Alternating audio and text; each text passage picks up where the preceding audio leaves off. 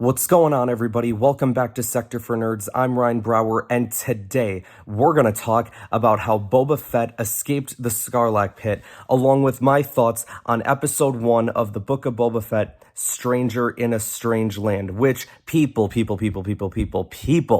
if this episode is any indicator on how the rest of the show is going to go, I cannot wait for the rest of this series. But before we talk about all that, you guys, make sure you guys like this video and subscribe to the channel if you haven't already. If this is your first time watching, I like to do a lot of reaction videos to fan-made Star Wars content, whether that's fan films or tribute videos, and I also like to do a lot of discussions on the latest episodes that appear on Disney+.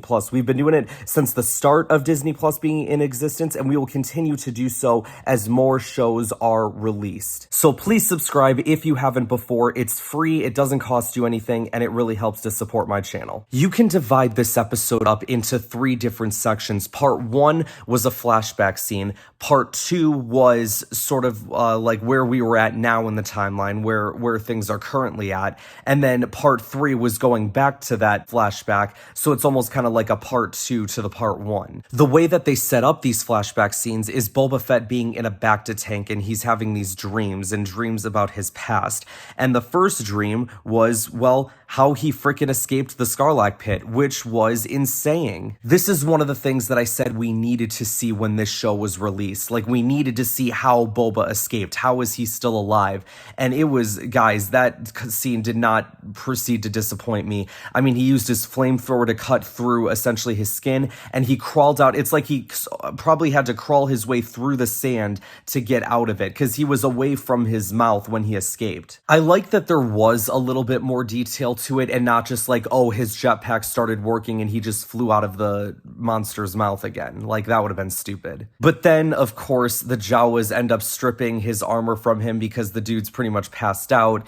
And then as he like tries to get up, the Jawas knock him out again and take all his armor. And then he becomes a prisoner of the Sand People, also known as Tusken Raiders. I liked the idea of Boba going up against one of the Tuskens in one-on-one combat. Sort of reminded me of the Mandalore tradition, right? Where it's one-on-one, no one else interferes. I like that. But then eventually, Fennec Shand wakes Boba Fett up from his dream, and here's where we get to the stuff that's going on in the current part of the timeline. And so Boba goes on he gets his armor on, which was really sick, and he goes to get his tributes, right?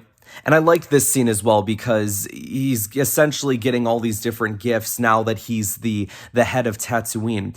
But then he comes across this one guy who is talking about how, like, oh, this mayor sends his regards, but he can't make it. And it was very like, all right, something's going down here. Like, this guy's whoever this mayor is gonna come back to, haunt Boba later, whoever he is. Or maybe even the mayor is just a pawn and he's working for someone else who's higher than that. I was actually talking with my brother for a little bit before about the episode before I started recording this, and he thinks that it's possible that QI'RA might be involved with this show somehow, and that maybe she's the one who is the main baddie behind everything that could be going on as far as like taking over Boba's reign and whatnot. But people, we got to talk about that cameo, right? Let's talk about freaking Max Rebo making a return to Star Wars in the cantina, playing some hits, you know what I'm saying? I know there were a lot of people that were like petitioning for Max Rebo to be the person inside of the Galaxy's Edge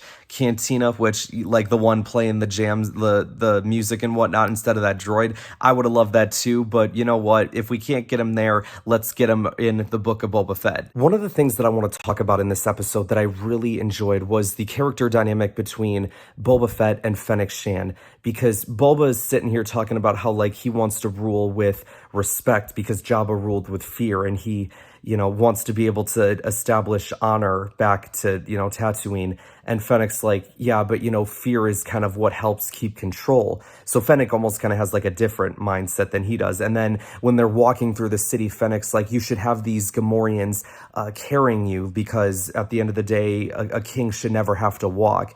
And Boba's like, no, it's all good, because he's like, I don't mind walking. I walk wherever I go. Also, the fact that she wanted the Gamorreans killed, when I'm sitting there like, hold on, you guys, like, Boba's got an excellent point here. Like, if they were that loyal to Jabba and whoever they were loyal to before, it's like they should have no problem being loyal to Boba like that. And it's like, having them around was a great idea. And it definitely paid off when they got into that action scene, because without them, they would have been screwed. And it's going to be very interesting to see how that action scene has repercussions, because Boba and Fennec got their butts kicked for a good majority of that fight. So it's like, what does that say about the new ruler of Tatooine, that he's, getting his butt kicked by all these guys? It's like, he should be, having no problem taking them out, right? Or at least I would think that's how it would be thought about in the eyes of the people there. Boba's gonna have to find a way to show his dominance and show why he is now the new head of Tatooine, the head of the table, if you will. And then because he gets his butt kicked, he has to go back into the bacta tank, and we get more flashback scenes, and it like continues off of where we left off with the first flashback scene.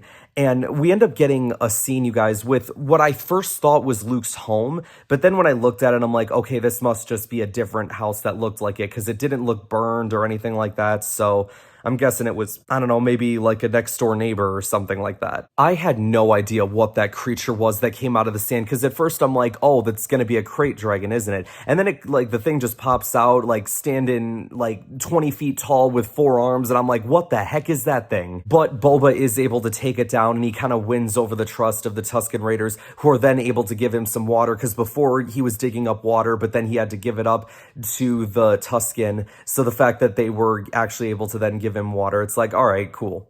Hopefully then he's able to just get away as well. You know what I'm saying? Because we didn't see necessarily how that ended, because that's how the episode ended. But I think that is going to be a to be continued. And I cannot wait, you guys. Like, what a way to start off the Book of Boba Fett. I loved everything about this episode. I love the way that it was formatted with the flashback scenes, and then also being there for modern time as well, getting a lot of good action sequences. Like, there was nothing really to complain about regarding this episode, and I cannot wait, you guys, to see where this show goes from here. But you'll have to let me know what you guys thought in the comments below. Also, be sure to like this video, subscribe to the channel if you haven't already, share this video around as it really helps support the channel, and I will see you guys next time.